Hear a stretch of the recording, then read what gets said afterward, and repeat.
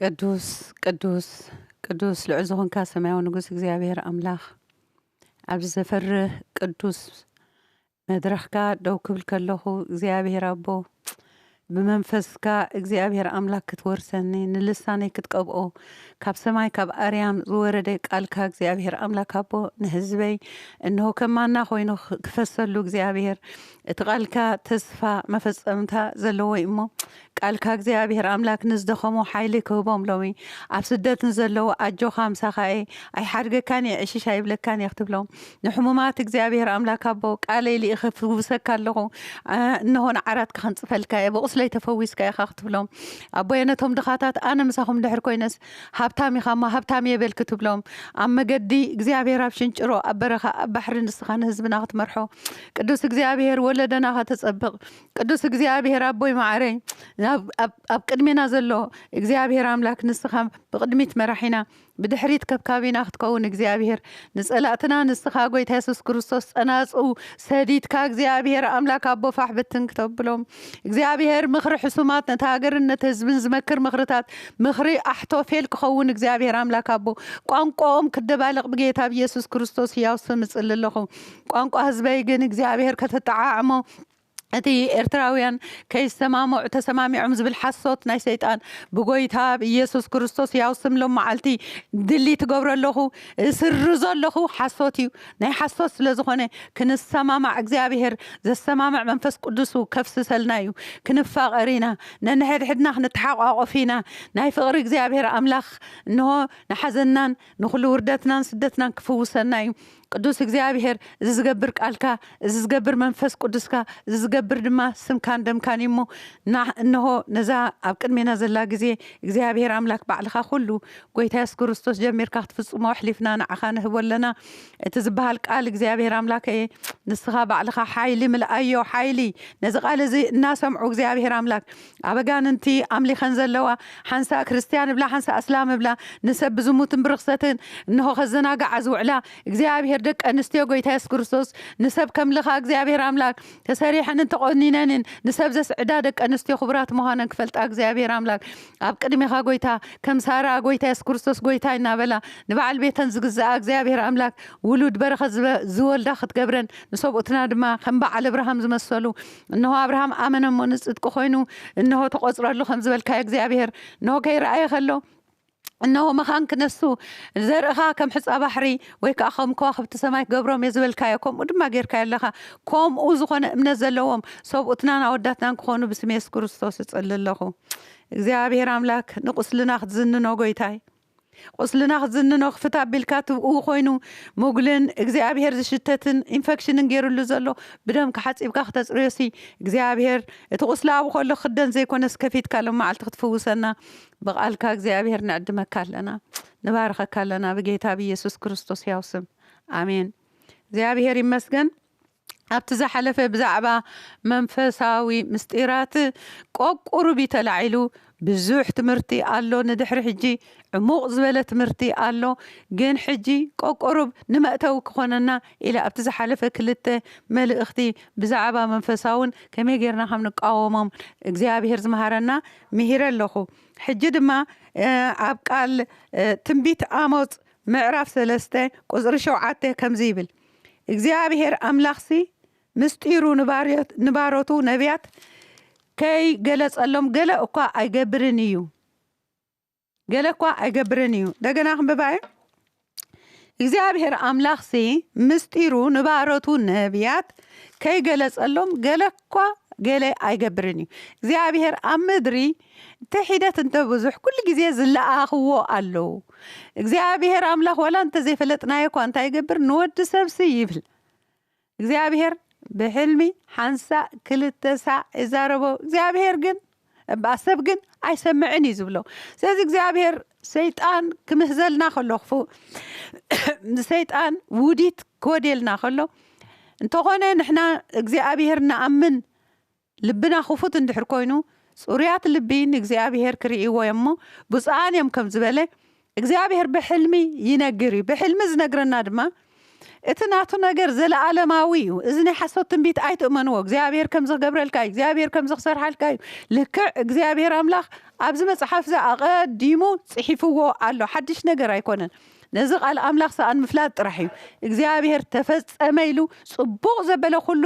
ብደም ወዲ ኢየሱስ ክርስቶስ ብስም ኢየሱስ ክርስቶስ ሓቲሙልና ንሕና ክንወርሶ ተዋሂቡና እዩ ኣብ ሰማያት ባሪኹና እዩ ብቁስሉ ፈዊሱና እዩ ኣውሪሱና እግዚአብሔር ኣምላኽ ስለዚ ነቲ ቃሉ ሰሚዕና ክንብል ኣይግባአና እምበር እዞም ናይ ሕጂ ዘለዉ ሓሰውቲ ነቢያት እንታይ እዮም ዝብሉ ንሰብ ዘሕጉስ ነእምርኡ ኣብዚ ግዜ እዚ ኣብዚ መሬት እዚ ክሰልጠንባ ዝባ ክገብር ዝበሃል ነገር እዚ ናይ ጥንቆላ ኢኻ ክትብሎ ትኽእል ናይ እግዚኣብሔር ግን ተዛሪቡ እዩ ነቶም ዘይሰምዑ ድማ ንባሮቱ ከይነገረ ሓንቲ ነገር ክፍፀም ኣይደሊን እዩ እቲ ክፉእ ኣብቲ ፅቡቕ ክዘርእ ዝደሊ ኣብቲ ስርናይ ክርዳት ክዘርእ ዝደሊ ክርስቲያናት እንድሕር ደቂሶም ሓለዋ ስለ ዘይብሎም ጸሎት ስለ ዘይብሎም ሰይጣን ኣብኡ ኣትዩ ይዘርእ ስለዚ ሓላፍነት ኣብዛ ምድሪ እዚኣ ቤተ ክርስቲያን ከም ትርከቦ ክርስቲያን ከም ዝርከቦ እግዚአብሔር ይነግረና ስለዚ ዝሰምዑ ባሮት እንተለዎ ግን እግዚአብሔር ይዛረብ ዝዛረቦ ድማ ሰይጣን ክፉእ ኮድየልና ከሎ መታን ንግብሩ ከነፍሽሎ ከንቱ ክንገብሮ ይዝነግረና እምበር ክንፈርሕ ክንቅበሎ ኣይኮነን ብዙሕ ግዜ ኣብ ዓድና ሕልምን ድሕሪ ሓሊምካ ኣንጻሩ ይበሃል ለኖ ከምኡ ይኮነን እግዚአብሔር ዝነግረና ዘፍርሕ ነገር ዝኾነ ይኹን ነገር ክነግረና ከሎ እንታይ ዝብል ዘሎ ሰይጣን ከምዚኣ ሓስበልካ ኣሎ ኣፍርሶ ኣብ ቀዳማይ ዮሃንስ ምዕራፍ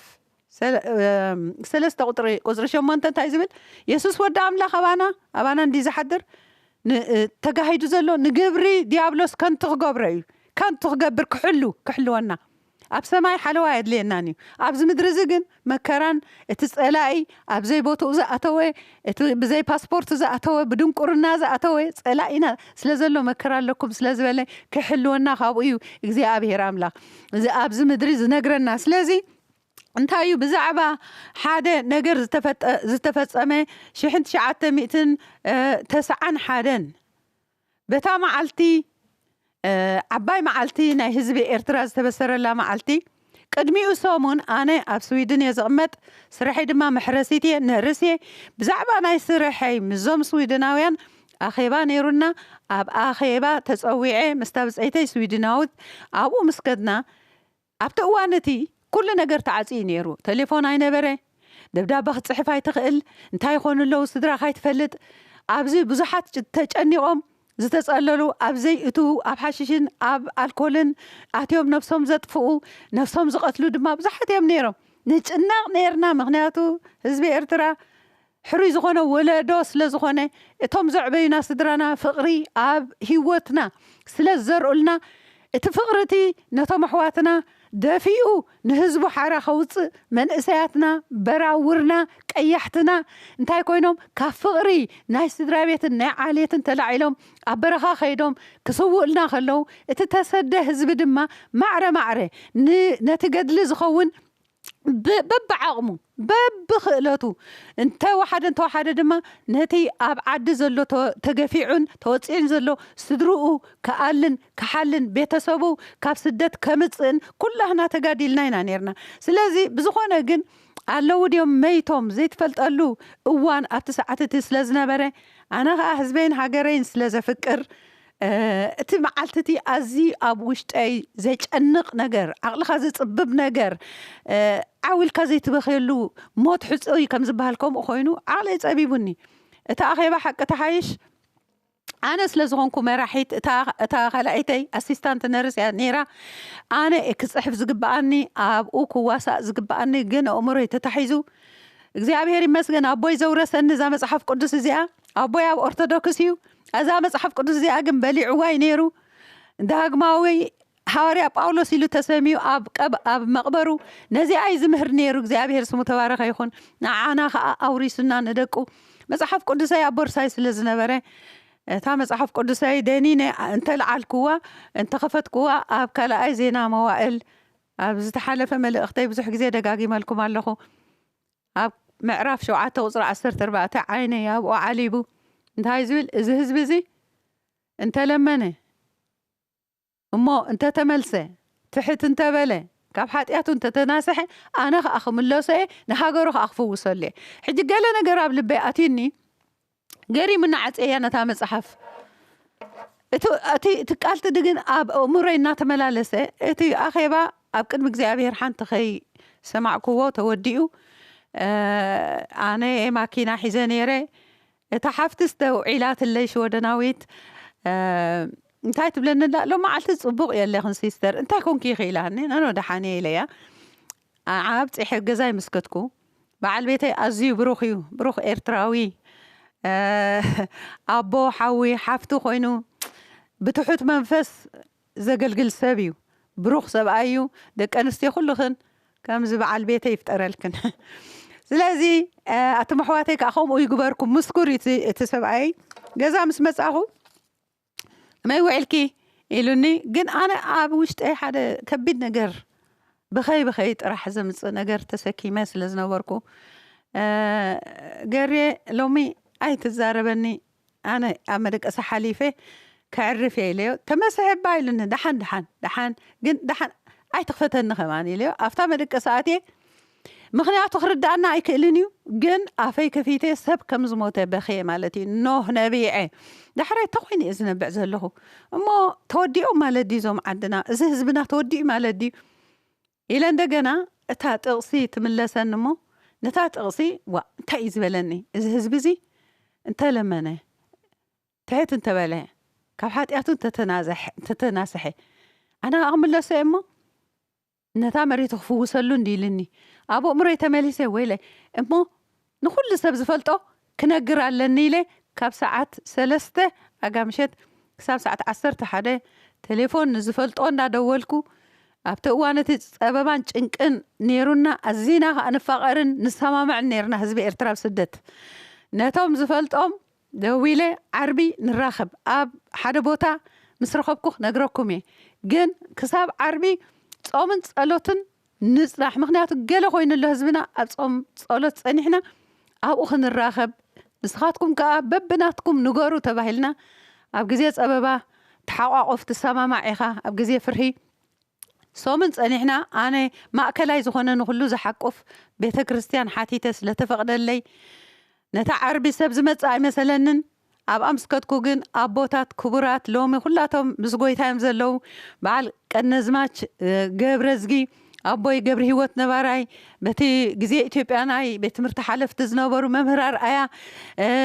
بمولاتهم بزحت عبيت أديتات دما بزحت أو تاكيبهم صنيحهم من قديمهم آتينا من إسيات مزيوم تقادل تخيترفو مزيوم آنستي والعود حزن من إسيات مزيين حجي من فلتتاي نبرنن راحتا قال أنبيبيا تنبركيغنا كلهنا زمت أساب دد حروزة زمت أدمان ما نمز نقري إلا نتقلتي أخا كفيتو ينبب سلا هقرنا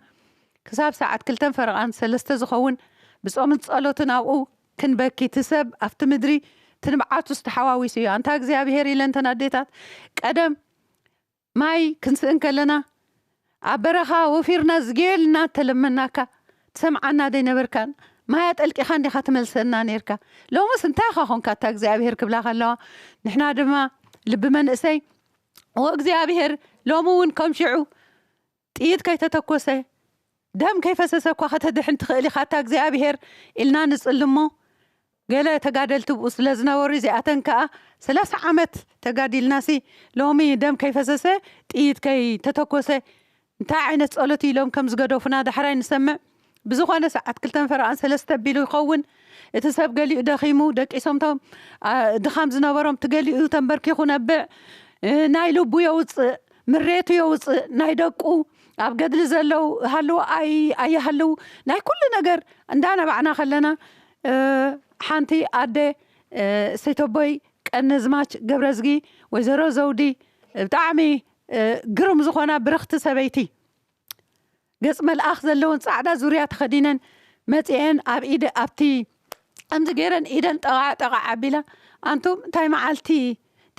أزياء ماني أكيبكم ماني خناجيركم كما جيرنا تأكيبنا دحر قالي تسب دانينو أنا نجزر سيداني نسر إلى سمع نيره قالي كا قاحلو سمع نيرو ሕጂ እንታይ ይብላ ኣለዋ እንዳነብዓተን ሰበይቲ እዚ ኣኼባ እዚ ካብ ሰማይ ኣኼባ እዩ ኣብዚኣ ደው ኢለ ክትጽልዩ ከለኹም ክሰምዓኩም ጸኒሐ እሞ ከምታ ዝደለኹማ ኮይናትልኩም ካብ ኣሜሪካ ተደዊላ እታ ሃገርናሲ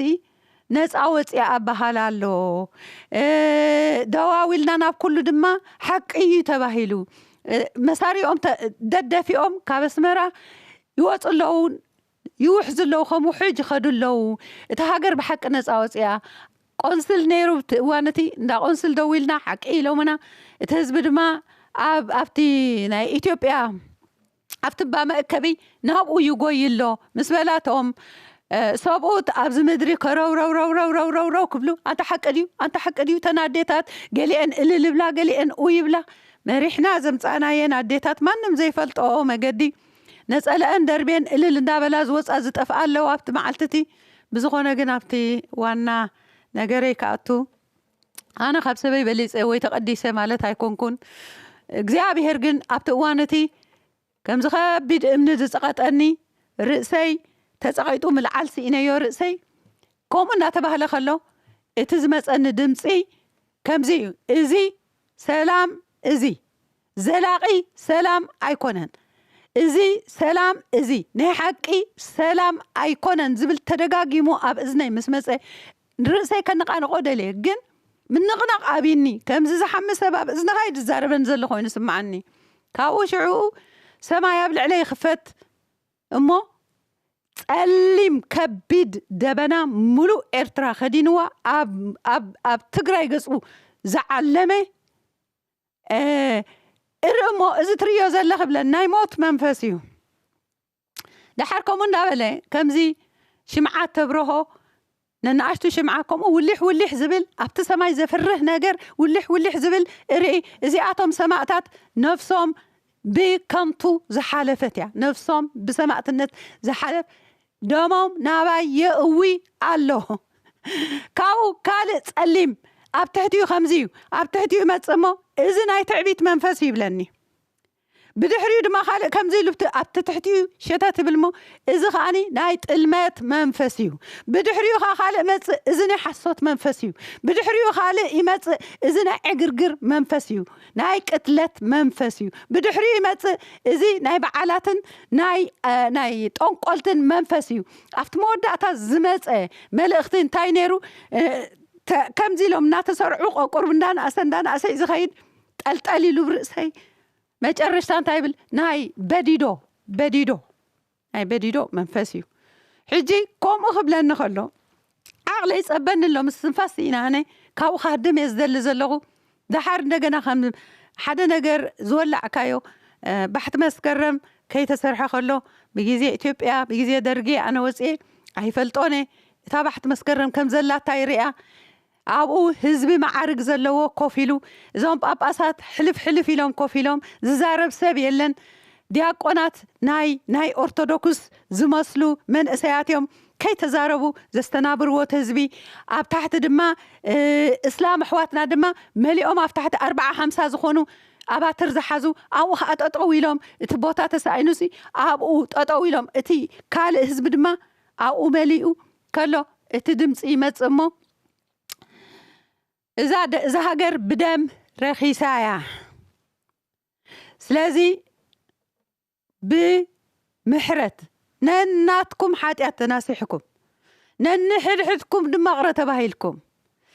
ኢትዮጵያውያን بحاتياتهم نسهم بحاتياتكم إذا زفالسكم زلو نايموت منفس نسويو ناعاتهمون يغري بلولوم يغري لكم لوم بنسحم بمهللا نزهاجر بدمي تساجروا نهاجركم دما بسلام كتنبريكم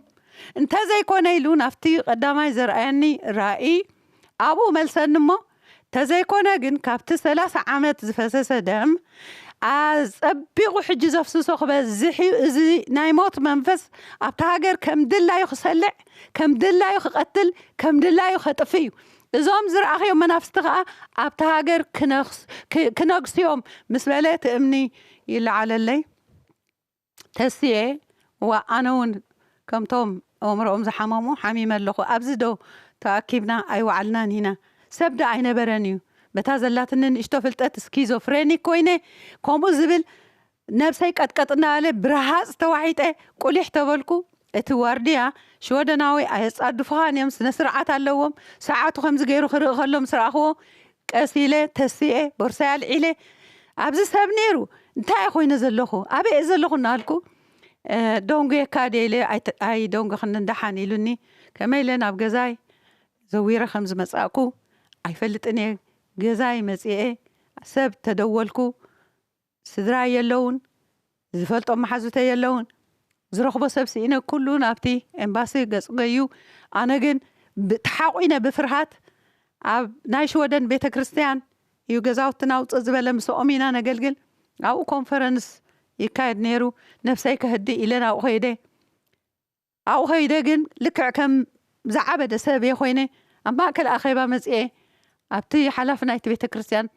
ابتقدميو بدحري شح زخون حزب الله ابتقدميو تطويله كيت كيف دحريت كفليلني قن كسمعي قالكن انت هون كيلو شعو سحب ابيلو تقو كف ابيلني انا ندعي دانا بعكو كمزي رئي كمزي خانيرو لما عالتي ابصلت وعلنا حجي مسبلكو زهرباي كي وداكو خلغو انتي يقبرالو نصاوت ارترايلو وصيو نتسبخ زنبره سبخاي امريكاوي نيرو كاب ايدو مايكروفون وسيدو ازي حزبي انه صلمات غزي وز نبره ازي زچنق زنبره ازي زمو زنبره امنغو خلت هاجر سلام كوينيلو شودناويان طرحم نيرو مابتو ولا اسكندنافيان كتبلهم تخليخه تستويلو ايدو سب كساب كم حاوز قاصل زلو زمسل اطاقيعهم نتا مايكروفون نسبخ هيبو افتابوتو مستملس اباططو الى خيد بالي كفل مسبلاني كسمعي كالكون انداغنا خفابيلو انت اخو خنكي مسبلنا انا كل تنجر جليس قالو أنا حميمة خيكون تهويخك كويها كي ودأكو نجر كيتكا تاشمو أوجكا حق أن حصوتن مخانو جنا أيرد عني نزلهم سوالكو إلو سنبيدو دحار سق إلو سأنيحو كم قول عهم زي غيرو نزا من كوبي حقيفو أجوهي سبيتو اللابطو أجوهي إزي زتبهالكي كله آبايك أحاليفو اب لبي حاليفو حقيو كنصلينا نزي محبر شماغلتاتو خنغرينا اذا خبيد ملختيو سلازي صلينا مسودانا ابت ساعتو مساخله نافت هاجر كيت كخت نغريو لك مراحت نايت هاجر كتنغريو مالكيلني شدش تورح اذا اكل تصبينا كل سبك حجوس كزلل كم تخبل كلو اسون دا تراينا انا احممت اصللت دارغا اي احلفيو حري شدش تورحي كيدي تباهيله مزينا بعدي وكلهم نتمرحتي ناي ابيات كريستيانات ناي كاثوليك ابن زكارياس ناي توهادو شعو ابن فيليبوس بهالي نيروم ابي باباس ابن مقريس نيروم ناي بيت ناي غزاخنيشا ابويك اشي اسفها ناي فيث ميشن ناي 7 ادفنتيستي ناي مولو وانجيل اللواز بهلا بسلاسي باب ولد منفس قدوس زعمنا بيت كريستيان بعبيتي ابوتات تمريحه نزم الاختزاء ابصيحلهم اب حجي بهوتهم زلو مسكروا يخليهم اب محبر مصحف قدوس وانت نغيرو بهذه مخنيات زي التسعتتي زغل صلينا زغلو تمهليلنا دحان سمعنا ندي غويتا لهم كم زني اشتغلعه طبطيبهم دحان يلوم سددوني بزحاتيهم غلغله ديتات كا نرسا غبرلا زيا اب صبوق عرات صبوق بالعندا بلعت صنيحه زحلفنا يدو ايتفلطني لهم خنتاي وري احيزاتلنا مصيا نرسا غبرلا الين الين رغيمن بزخونه يخون اب توانتي يتنجر تناجيرو شعن وصيت حزبي زمهلل ازغيو زبل مسلن نيرو دد حرش دش تورحي انداخدكو كساب اتا وق اب اخلخو زاناي مسويانه اب اخلخو تجمر او نيره يصبيو نيره تنجر نغر منغدو كالعيوتات اغلغلوت ناي مردا دق سواتن ناي زتفلالي نجر ككايت صنيحه مالتيو اب خلنا دما اتا كوينات مستولعت تا صواء مليئه زبل እግዚአብሔር ድምጺ አብ ኡምረይ ተዛሪብኒ በخየ ነቢዒ ምክንያቱ ዋላ ቤተ ክርስቲያን ዓልያ ነራ ምክንያቱ ኣብ ክንዲ بمنفس تواجع بسجاخ تواجع جميرة نيرة እግዚአብሔር تبارك يكون جن أب شدشت معلت أنا سدرا بيتين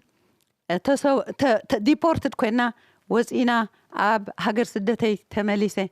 إذا كل دما እግዚአብሔር نبارته خينا جري سلزي جبر جنا نبزن خينا بتصح بنسحة بفقري بمحرت እግዚአብሔር صوعنا نتهاجر صنبل بأملاخ بنسحة كم تنايسبنا نويه بنا نحدك يقرأتها مقبارن نهتمل اختنا እግዚአብሔርን ساعان مسمع انه اللي تهاجر اتتبهله كله تفصيمه حجون قصالي زلو ابز مص غزي تي كالاي كلتا شحن كلتن እግዚአብሔር زعابني رايون كزاربي انتاي يزبل زلخو حجي እግዚአብሔር اترى ازريك نخيخون دامبر كويني مو تفريد كامالتو ايكونن سلازي نحنا ابوص ازلنا اب عد زلنا اتي اب قدمنا تقجيلو زراينا زلو بسغا نريو نسو ايكونن እግዚአብሔር بزريو كل عال زلوو اب ننحد حنا زتبدادلنايو اب وقع حد حد زفسس دم دحرا يمنا نحد حدنا زفاسسنا يدم مس اثيوبيا زفسس دم هاجرنا بدم رخيصه اتي ناي እግዚአብሔር حقي اتي نفس زقتله نفسه قتلها محرت اندحر زي لمينا اتمنفس قتلت ناب كلنا نامص يودعنان يطفعنان سلازلوخم دليتو عصت سلازلو حجون ما ياي حالفون ህዝበይ ኤርትራ አቦታተይ ሃይማኖትና ይትበሉ እግዚአብሔር ተደለይ ባድጊን ተደለይ በሕልሚን ተደለይ ባጋሃዲ ይዛረቢ መከራና እዚ ስለጸንሐ ውግእና ምስጋን ደምና አይኮነን ውግእና በሰራህ ኃጢአትናን ድንቁርናናን ዘተናዮም አጋንንቲ መናፍስቲ ነተሃገር አጽኒቶማ ስለዘለው ጎይታ ምሕረቱ ንዘለዓለም እዩ እግዚአብሔር ምሕረቱ ንዘለዓለም እዩ ምሕረት ደሊልና ፈውስ ደሊልና ደንጊጽልና እግዚአብሔር ደንጊጽልና አሎ ዝደንግጸልና አምላኽ ስለዘለና እቲ መገዲ የርኤና ስለዘሎ ሎሚ አና ሓደራ ዝብለኩም መራሕቲ ሃይማኖት أنا ሃይማኖት ናትኩም ሃይማኖት የብልኩምን ተአምነት በጎይታ በኢየሱስ ክርስቶስ ያ ክርስቶስ ዋና አነ ተሃገር አምላኽ ዋና አነ ተሃገር መንፈስ ቅዱስ ዋና አነ ተሃገር ስለዚህ እቲ ዋና ዝኾነ እግዚአብሔር አምላኽ ንኹላህና በማዕረስ ለዝብጽሐና አቦና ስለዝኾነ ገዳ በልወስ ለዝተጋገና ሎሚ ምሕረትና ካብ እግዚአብሔር ብንስሐዩ እቲ ዝበለና ክንሰምዕ እቲ ዝበለና ክንገብር ኢሎም እስራኤል ምስበደሉ እግዚአብሔር ምስተዛረቦም አምላኽ በሐው ምስተገልጸሎም እንታይሎም ሙሴ ክዛረቦም ከሎ እቲ ዝበልካና ንገብር ሕጂ ድማ እቲ ዝበልካና እግዚአብሔር አምላኽ ንእዘዝን ንገብርን እንድሕሪልናዮ እግዚአብሔር አምላኽ መከራና ከብቆዩ አማከል ዝናይ ሽግርን ሸበድበድን ውርደትን ዘሎ እግዚአብሔር ኢዱ ዘርግሑ ኢዱ እንድሕር ዘርግሑ ካብ ኢዱ ዝወጽ ፍላጻታት አሎ ንጸላእቲ እንሆ ዘባርሮም ኡፍ ምስበለሎም ጸላእቲ በሓደ ዛእተው ብሸውዓተ ወጽዮም እቲ እስትንፋሱ ድማ ንዓና ናብቲ ተስፋና ተቐብጾ ኦሮማይ ዝበልናሉ ናይ ትንሳኤ ናይ ተስፋ ናይ ጆኻ ዝብል ናይ አንነትና መን ዝገዝእ አነ ባኸም ዝገረ አነ ባኸም ዝገረ ግብርና አይሐገዘናን ግብር እግዚአብሔር ግን ክሕግዘናዩ በቲ ተማሃርናዮን በቲ ዝገበርናዮ ሞያታትን ቡ አይኮነን ዝምዘን በእምነት ክንደይ ንእግዚአብሔር ነፍቅሮ ክንደይ ንእግዚአብሔር ንእዘዞ ክንደይ ንእግዚአብሔር ድማ ንነብረሉ ስለዚህ እግዚአብሔር ሎሚ ንኹላህና ይጽዋዕናሎ ካብ نفس وقف بيت زي تسوى دم زي فسسة دم زي فسسة يبلنا سبعدا دمينا بعدا دم عدا دم نحتت علنا أبسماي لو ما يجين كهنات እግዚአብሔር ጥሪት አምላኽ ኮይና ኣብ መንጎ ህዝብና ኣብ መንጎ እግዚአብሔር ደውልና ክንተዓረቕ እግዚአብሔር ዝበሎ ይገብሮ እዩ ናይ ተአምር አምላኽ እዩ ክትሪኢኹም ተሃገር ክትድበስያ ተሃገር ክትፍወስያ ተሃገር ክትናገፍያ ተሃገር በእግዚአብሔር ክትባረኽያ ንሕና ድማ ክንባረኺና ስለዚህ እዚ ዝሰማዕናዮ ቃል ኣብ ልብና ይሕድሮ ኣብዚ ቃል እዚ ዘሎ ቃል ንግበር ኣብ ሕቶ ምልክት እንዳእተና ናይ ገዛእ ርእስና ኣገላልጻ ናይ ገዛእ ርእስና ሃይማኖት ናይ ገዛእ ርእስና ልምዲ እንድሕሪልና ወይለና ናይ ገዛእ ርእስኹም قداي تحتتي يخون بزي أنا جرزيا سازي እግዚአብሔር መገድን ሓቅን ህይወትን ኣነ እየ ስለ ዝበለ ብጀካ ብናቱ መገድን ብናቱ ህይወትን ብናቱ ሓቅን ኣብዚ ምድሪ ሓርነት የብልናን ኣብ ሰማይ ከዓ ናይ ዘለኣለም ውሕስነት የብልናን እቲ ክርስቶስ ሓራ ዘውፅኦ ንሱ ውፁእ ሓራ እዩ ኣነ እንድሕር ውፅእ ሓራ ኮይነ ታ ዝረገፅኳ መሬት ክትባረኽ እያ ንስኻ ውፁእ ሓራ እንድሕር ኮንካ ታ መሬት ክትባረኽ እያ ታ መሬት ንእግዚአብሔር ምስ ኣበናዮ ኣዳም ንእግዚአብሔር እንሆ ምስካ ሓዶ እንታይ ኮይኑ ታ መሬት ብሰንክኻ ክትርገም እያ ኢልዋ እግዚአብሔር ዘይብሉ መገዲ እግዚአብሔር ዘይብሉ ቃል ኣምላኽ ዘይብሉ ትብዓትን ሓይሊ እግዚአብሔርን ጽንዓትን ዘይብሉ እንታይ ዝኸውን ኣብ ዲያብሎስ ምውዳቕ እዩ ዲያብሎስ ድማ እንታይ ዝኸውን ዝገብር ዘሎ ንመርገም ደስ ኢልዎ ከልካሊ ዘይብሉ ስጋና መንጭቱ ሓሪዱ ቀቲሉ ጠፊኡ ዝገብረና ጠፊእዎ ዘክርዎ ባበጃኻትኩም እዞም ደቅኹም ኣብ ምድርሲና ኮላሊቶም ድተሸጠ ዘም ዕምባባ ዘክርዎም ባደቅኹም እዞም ኣብ ባሕሪ ጥሒሎም ቀባር ዘይብልዎ ዘክርዎ ንባዘና እሽቱ መንእሰያት ኣዴታት ሰቦታ ይረኸባ ቆልዑታ ይረኸባ ማዓንጠን ሓሪረን ዝሞታ ዘለዋ ዘክርዎ ባ እቲ ዝኾነ ሃገርና በጃኻትኩም ዘክርዎሞ ብዝጌታ ናብ እግዚአብሔር ኣምላኽ ንመለስ እግዚአብሔር ዝበሎ ይገብር እዩ تقالو يسلطي زقال زي أبلبخم محدر دك أسخلاكم بخال مجدد خيط خدو قلناهم سي شوخ يكون تعراتكم أبيك زي أبي هرتملص ما عراتكم لم ستخوني نجرا هيوت كسات يوم نرسنا خوينا أنا عالم كأبرهان كنكوننا زي أبي هر زبلو قالوا يجبروا قالوا ناب كلاتنا يحضروا صلاتنا بأفستنفاس تسويكم قل أفهم يدفعوا في بحرنا نبحري نسفرون سرقلاتاتون زوحات لوموديو نتوما بحجرنا زنقصوا أجاننتي نتوم قتلتنا مدفعتنا كلاتهم يوحاتهم مدرنا دما مدري ناي صيون تخون مدري ناي سلام تخون مدري ناي عرق تخون مدري ناي برخة تخون مدري ناي متحقوقاف تخون مدري ناي إللتان بلتان تخون مدري دبس تخون لنا بقويتها يسوس كريستوس ياوسم سلسة معكم اني እግዚአብሔር ይባርክኩም እዝዝ ወሃብ ዘሎ መልእኽቲ ብጾምን ብጸሎትን እዩ እግዚአብሔር ካባኻ እንተ ዘይኮይኑ ሓንቲ ቃል እኳ ይተውፅእ ተባሂሉ ምስ እግዚአብሔር ኣምላኽ ተጸለዮን እተለመነን እዩ የኣምን የመንፈስ ቅዱስ እዩ ዝዛረብ ዘሎ ስለዚ ንብዙሓት ሼር በልዎ እዚ መልእኽቲ እዚ حدرازي منفس قدس بتوقن قانا دا يتزاربنا زلمبر السبابخا كيلت ويكا فلتت ناي مدراوة حليوا ايكونن እግዚአብሔር يبارككم እግዚአብሔር ገጹ ይምለሰልኩም እግዚአብሔር ድማ ይሐልኹም በጌታ ኢየሱስ ክርስቶስ ያው ስም ኣብ ሰማይ ትነብር ኣቦና ስምካ ይቀደስ መንግስትኻ ትምጻእ ፍቃድካ ከምታ ኣብ ሰማይ ከምኡ ድማ ኣብ ምድሪ እዚኣ ይኹን نعلت انجرانا لو ما هبنا احنا نزبدلنا بدلهم كم زحدقنا لهم بدلنا حدقلنا كاب كل خفاء احنا نمبر افتنا اي تأتونا من قصن حيلين كبرن نزل ألمنا تكايمو آمين كساب كلا ايجزين الرخب زيابهيري بارخكم نحيك أتصليو لي كتمعدو نخت مخرون بقال أملاخ بناتكم حساب زي كونه بناتكم بهل زي كونه بناتكم هيمانوتات زي كونه بقال أملاخ كتمعدوني كتمخروني كتتبابعني اتدليو دما أبتي ناي ويب سيدا نابو صحفولي እግዚአብሔር بزحجزني أنا دما تزكألني كمل شيء سلام ناقاتكم يخون